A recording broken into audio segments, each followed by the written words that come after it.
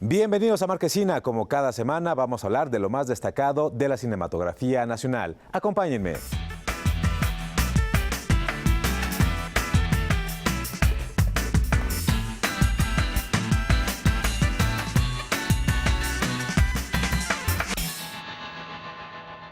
A veces es difícil definir el bien, pero el mal desprende un olor inconfundible. Esta es una reflexión del escritor israelí Amos Oz. Ahora el director mexicano Everardo González también reflexiona sobre este tema con la serie documental Anatomía del Mal. Ser humano, la justicia. Durante años y a lo largo de varios trabajos cinematográficos, el cineasta Everardo González ha explorado el tema de la maldad en la realidad mexicana en películas como Los ladrones viejos, La libertad del diablo y Una jauría llamada Ernesto. Ahora, con la serie documental Anatomía del Mal, hace una disección más profunda a partir del caso de la desaparición de Héctor Rangel. Encontramos que era una oportunidad para hablar del mal sistémico, de cómo los sistemas son los que provocan el ejercicio del mal e impiden los ejercicios de justicia. Y entonces apareció el caso de la familia Rangel. Este documental revela cómo operan las bandas del crimen organizado. Héctor viajó al norte del país con 2 amigos a dejar un auto y cobrar una deuda, pero jamás volvió. Cuando empieza la búsqueda por parte de la familia, pues ahora empiezan a entrometerse también los ministerios públicos, los jueces, gobernadores, todo el aparato del Estado mexicano se opone a que aparezcan con vida estos chicos, pues, ¿no? Los Zetas disputaban los territorios del norte del país. Policías municipales y estatales estaban bajo sus órdenes. Bastaba con pasar en un mal momento para ser levantado y desaparecido. Cuando se nos dice que hay que atacar las causas, la causa principal que hay que atacar es los vínculos de las fuerzas del Estado con el crimen organizado. Todo el problema de la procuración de justicia y de violencia sistémica del país tiene que ver con los vínculos de fuerzas del Estado con crimen organizado, desde Arturo Durazo Moreno, pasando por Genaro García Luna, y luego pues lo estamos viendo, cada vez se va renovando, pues. Es eso lo que tiene de cabeza el país. La serie documental toma un riesgo estético que puede ser cuestionable: el uso de inteligencia artificial para sustituir el rostro de algunos entrevistados. En la película La libertad del diablo, Everardo González utilizó máscaras para proteger la identidad de sus entrevistados. Ahora utiliza una máscara digital. Yo he tratado de construir en los últimos casi 15 años una narrativa, vamos a llamarlo así, que lo que nos pide es mirarnos de frente con aquel que es el violentador, para despojarlo de la idea del monstruo, porque si nosotros seguimos pensando que los perpetradores le llaman, ¿cómo le llaman? Los victimarios, o los verdugos, como le quieran llamar, son los monstruos, son aquellos, pues no vamos a entender nada, no vamos a entender nada si no nos damos cuenta que ellos también podemos ser nosotros, pues, ¿no? Anatomía del Mal ya se encuentra disponible en la plataforma ViX.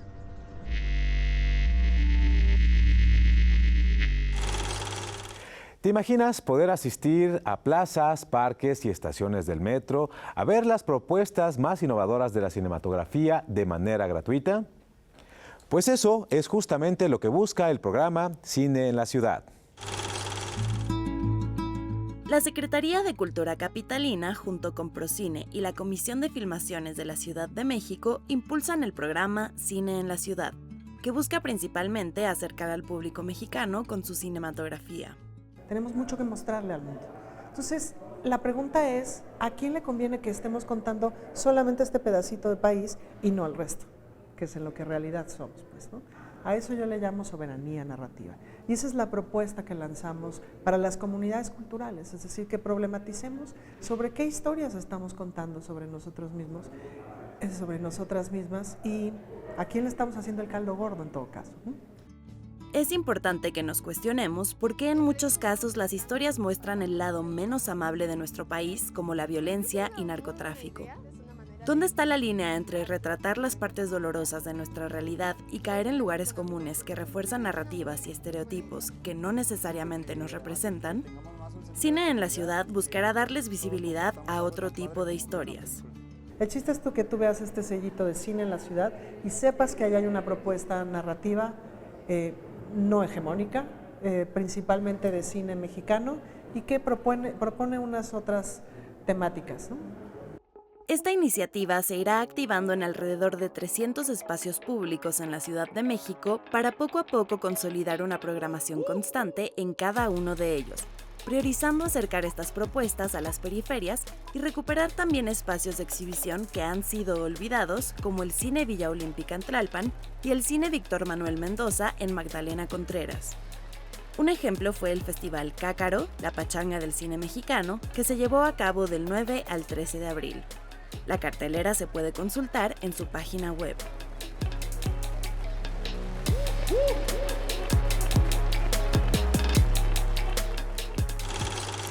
Máscaras, fútbol, redención y mitología. Estos son algunos de los elementos que conjuga la película Azteca Muray, la leyenda de Ultraxis. Acaba de concluir el rodaje y muy pronto veremos el resultado de esta ambiciosa ópera prima. Azteca Muray, la leyenda de Ultraxis, construye una historia de redención ambientada en un México futurista, donde un exatleta debe enfrentarse a un deporte que ha trascendido lo físico para convertirse en una prueba virtual y espiritual. Entre simulaciones que buscan quebrarlo y enseñanzas que rozan lo ancestral, uno lucha por recuperar su lugar y reescribir las reglas de un juego que ya no se rige por la lógica, sino por la fuerza del alma. Se empezó a filmar, pues digamos, el primer día de entrenamiento de este uno, y pues justo ahí se empieza el proceso de no solo el trabajo que hacía el personaje para llegar a donde tenía que llegar, pero yo en este caso, conociendo ese papel, es donde empecé a conocer realmente el viaje interno del personaje, porque lo mismo que le costaba trabajo a él en sus retos es lo que a mí me costaba trabajo en emprender esta película. Filmada en Mexcaltitlán, Nayarit, isla considerada el posible origen de Aztlán, Azteca Muray encontró en este lugar su espíritu. Con calles que se inundan y una historia cargada de simbolismo, la isla no solo fue escenario, sino parte activa del rodaje. Más de 100 habitantes colaboraron en esta producción donde lo ancestral y lo futurista conviven con naturalidad. Ahorita fuimos a Mexcaltitlán, se reescribieron escenas en el momento porque simplemente creamos el espacio y aquí fue en cada escena pues cobrarlo de la manera como mejor se podía. Y sí, repito, trabajo en equipo, porque aquí de verdad que creo que una idea inicial que tuve está muy padre como concepto, pero para que ya sea una historia buena, completa, y lo que pues queremos hacer, que simplemente hacer una buena película, eso viene con el colectivo protegiendo cada rinconcito y expandiéndolo sobre todo, porque no hay cabeza para tanto. En su ópera prima, Íñigo Abaroa asume el reto total. Escribe, dirige y protagoniza Azteca Muray, una propuesta independiente que rompe moldes desde su origen. Lejos de las fórmulas del cine comercial, la película apuesta por una visión personal y arriesgada, demostrando que en la libertad del cine independiente también se gestan las historias más poderosas. No hubiera existido la manera de hacer una película independiente con el presupuesto que tiene sin que me hubiera yo aventado los diferentes papeles que he hecho. Pero el equipo que se ha sumado a lo largo y a lo que ha pasado recientemente, pues le ha dado una dinámica lateral, vertical, de una manera que pues ahí sí solo no lo pudo haber hecho.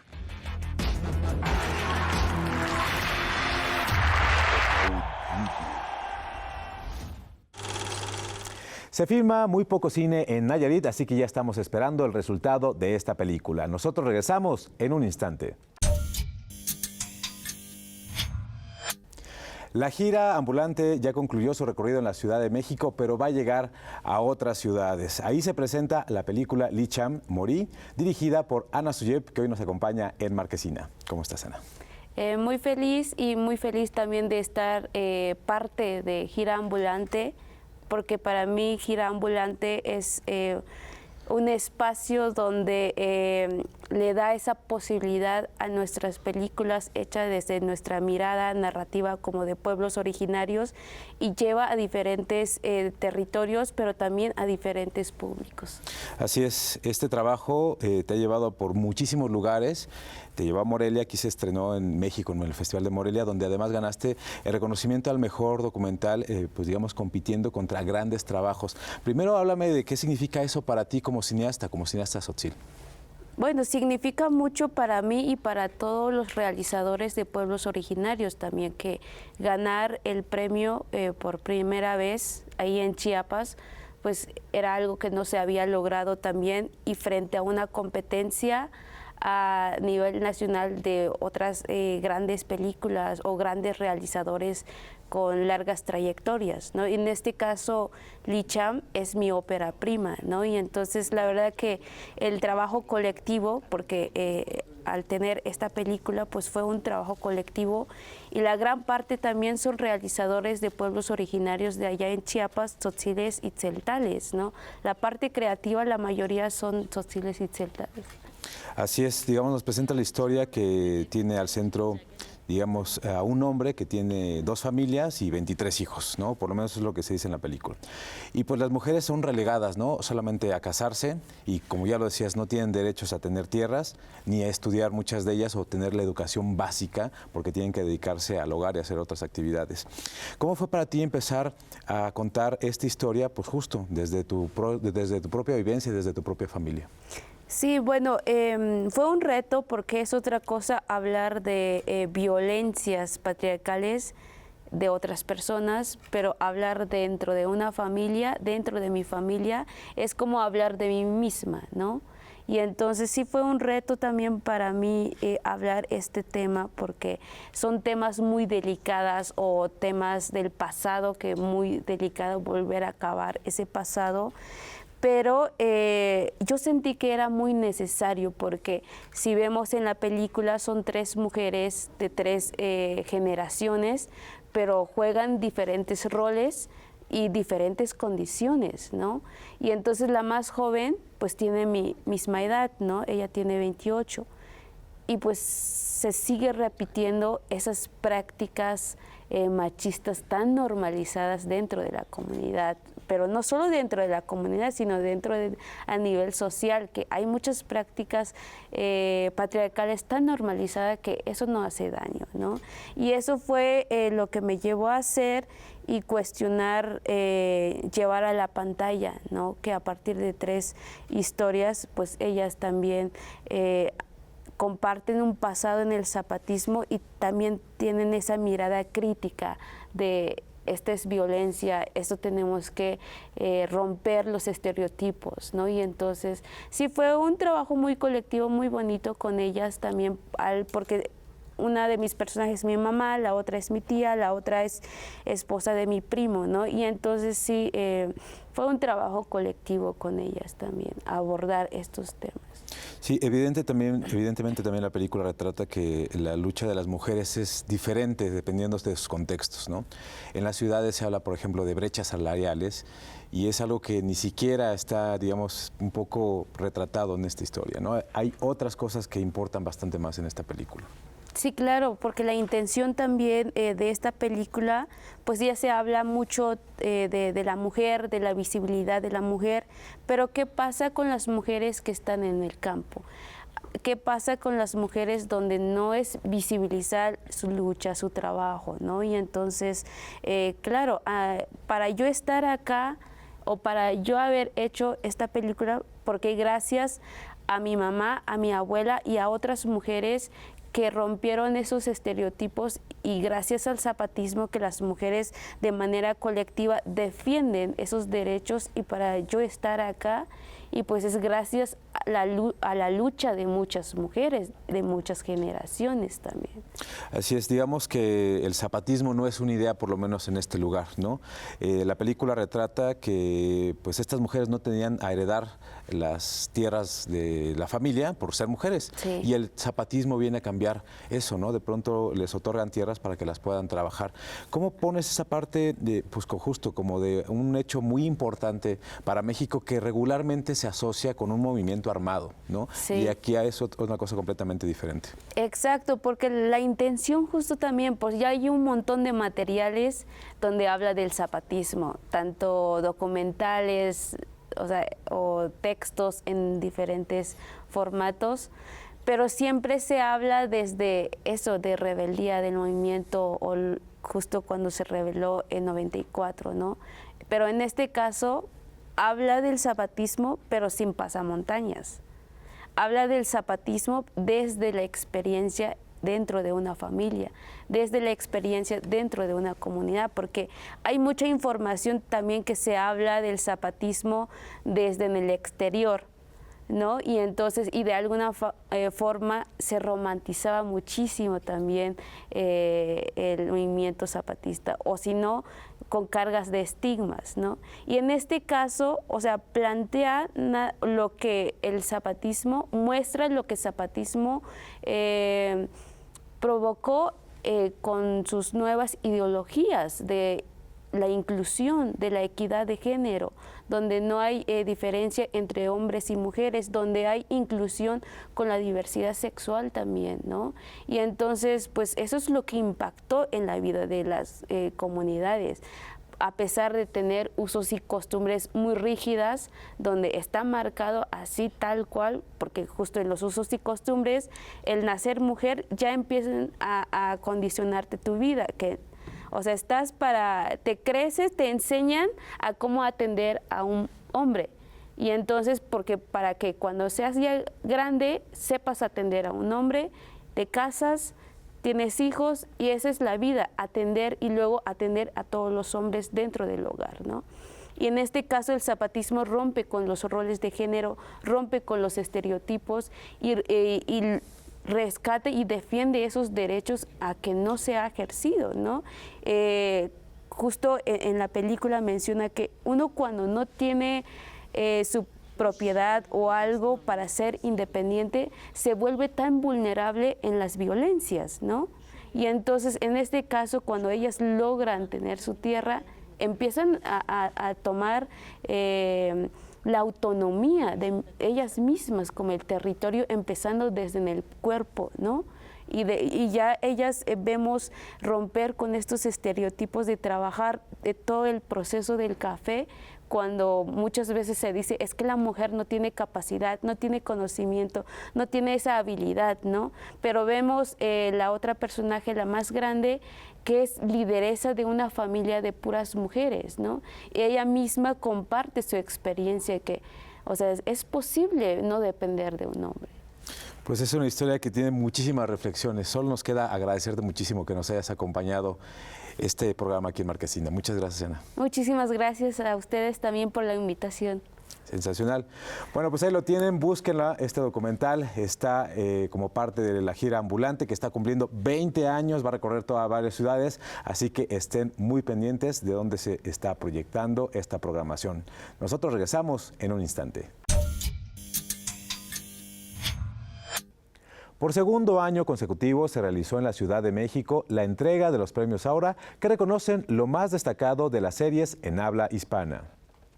Entre las grandes triunfadoras de la noche encontramos la adaptación de 2 libros.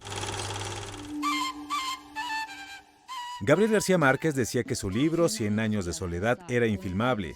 Tal vez nunca imaginó que su novela podría ser contada en una serie. Esta superproducción de Netflix se llevó 2 premios Aura, el de serie con mayor impacto y mejor producción ejecutiva. La otra gran triunfadora fue la serie mexicana Como agua para chocolate, que se llevó 2 premios a mejor serie de drama y mejor dirección. Ahora mismo están en proceso de crear la segunda temporada. Vienen cosas padres, están preparando, la verdad es que el equipo de escritores hizo un trabajo increíble. Julián está preparando una temporada espectacular, ahí vamos trabajando todos y sí, van a haber cosas que no que no esperaban, pero que van a complementar la historia entre el libro, la película y lo que ya conocen muy bien. El premio a Mejor Serie Documental fue para Levarón, Muerte en la Tierra Prometida, dirigida por Carlos Pérez Osorio. Este trabajo se sitúa en Sonora, donde 3 mujeres mormonas, mexicoamericanas, y sus hijos fueron masacrados. Nosotros quisimos visibilizar la realidad de la violencia en el país y levantar la voz y defender la libertad. Y pues venimos a compartir ese mensaje de que el país no ha mejorado y que pues todos tenemos entre los claroscuros que asumir una parte de la responsabilidad. Y Llegaron de Noche se llevó el reconocimiento a la mejor serie de comedia. El reconocimiento a mejor actuación en drama fue para Diego Luna por La Máquina y el de mejor actuación en comedia recayó en Cassandra Sánchez Navarro. Los premios Aura además reconocieron la trayectoria del cineasta Manolo Caro. Yo siempre digo que me siento muy joven para recibir premios de trayectoria, pero no puedo negar que es muy bonito, ¿no? Que te digan que las cosas van bien y sentirte arropado por los colegas, por los compañeros, así que es una noche importante. Con esta segunda edición, los premios Aura dejan claro que tienen el potencial de convertirse en uno de los reconocimientos más importantes de la industria audiovisual de habla hispana. Decenas de celebridades desfilaron por la alfombra negra de los premios Aura 2025. Nos contaron acerca de lo que viene en lo que se refiere a series y películas este año. Desde su anuncio, la serie Sin Querer Queriendo sobre la vida de Roberto Gómez Bolaños Chespirito ha causado controversia. Arturo Barba interpreta a Rubén Aguirre, reconocido como el profesor Girafales. Lo que sí creo, y como bien lo dices, va a dar muchísimo de qué hablar. Va a haber mucho de qué hablar. Los puristas obviamente nos tirarán huevos, jitomatazos, y la gente que se relaje y que tenga el corazón abierto para recibir una posible proyección de la vida de esos actores, la va a disfrutar muchísimo. Es una serie hecha con muchísimo cuidado, Disney Plus prepara el lanzamiento de la increíble historia de Julia Pastrana, dirigida por Rafa Lara y protagonizada por Fátima Molina. La historia, basada en hechos reales, retrata la vida de esta mujer sinaloense nacida en 1834 que padecía hipertricosis, el síndrome del hombre lobo. Es una mujer que creo que por fin va a ser visibilizada. En algún momento de la vida, yo tengo la teoría de que México la negó. No lo sabemos, pero bueno, cuando vean esa historia se darán cuenta de la fuerza que tuvo esta mujer, de la resiliencia, y que fue nuestra primera artista internacional, ¿no? En cruzar el charco ahora sí y en llenar teatros. Muy pronto también llegará a la plataforma de Netflix Man on Fire, una serie basada en la exitosa película Hombre en Llamas, protagonizada por Denzel Washington y dirigida por Tony Scott. Esta nueva adaptación fue filmada en México y Brasil. Aún no tenemos fecha, pero para el segundo semestre del año estrenamos Man on Fire. Es una producción hollywoodense, mi primera serie como con gringos, y soy de los pocos mexicanos ahí. Luis Curiel se ganó el corazón de todo el mundo por su interpretación del Pollo en la película Contraataque. Ahora espera el estreno de su siguiente proyecto. Viene una serie que estoy muy emocionado de estrenar más o menos por junio para Amazon Prime, se llama La Cometierra. Está basada en la novela del mismo nombre, que hicieron la adaptación. Es una novela argentina, pero la adaptaron a México, entonces ahí soy un villano. Entonces van a ver otra faceta de mí y estoy muy contento también. Esto es solo un poco de lo que se estrenará en los próximos meses en plataformas digitales. Ya se encuentra en cartelera la película Loco por ella. Esta es la versión mexicana inspirada en la comedia romántica española estrenada en 2021. Buenas tardes, ¿en qué puedo ayudarle? Loco por ella cuenta la historia de amor entre Carla y Álvaro, quien tras un encuentro de una noche queda cautivado por esta chica desconocida. Hace todo por encontrarla y termina por descubrir que ella está internada en un hospital psiquiátrico. Lo que parece una comedia romántica convencional da un giro inesperado al poner sobre la mesa la salud mental como un tema relevante. Sí cuidamos mucho que el tema de la comedia se quedara, no para burlarnos de los trastornos como lo viste, nunca la comedia viene de una burla hacia los trastornos, sino más bien la comedia viene de otros lugares para que la gente también conecte mayormente con el producto y podamos también dejarle un mensaje más claro, decirle, oye, la salud mental no es un tabú, no es un tema alejado de ti, no es un tema complicado, no es un tema que no puedas entender ni demás. Te vamos a hablar esto lo más facilito posible para que logres conectar y entender que la salud mental es importante.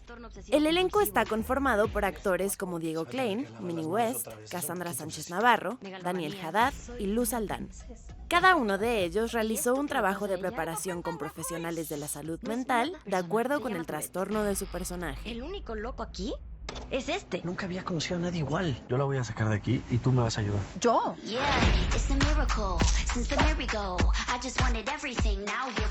Que se metió en un hospital Con los psiquiátrico. protagonistas, con Minnie, con Diego, pudimos tener sesiones con especialistas, sesiones con psicólogos, sesiones con una persona que era del Instituto de Síndrome de Tourette en México, con Luz Aldán, ¿sabes? O sea, con todos pudimos tener como distintas sesiones para hablar con gente experta del tema y también una investigación propia para que llegáramos bien empapados y poder hacerlo con todo el respeto posible. Loco por ella se estrenará en salas de cine comerciales el próximo 17 de abril. ¿Estás loco? Nosotros con esto nos despedimos, pero antes de hacerlo los invitamos a que se queden a ver el documental Magali Lara en su taller. Este es un documental que retrata la vida y obra del artista visual Magali Lara, quien reflexiona sobre su obra, su identidad, su intimidad y su estética femenina. Muy divertida y hay una parte que no puedo dejar de pensar, ¿no? Y realmente vino una necesidad de trabajar con pintura, pero no sabía muy bien. Yo soy Julio López y esto fue Marquesina.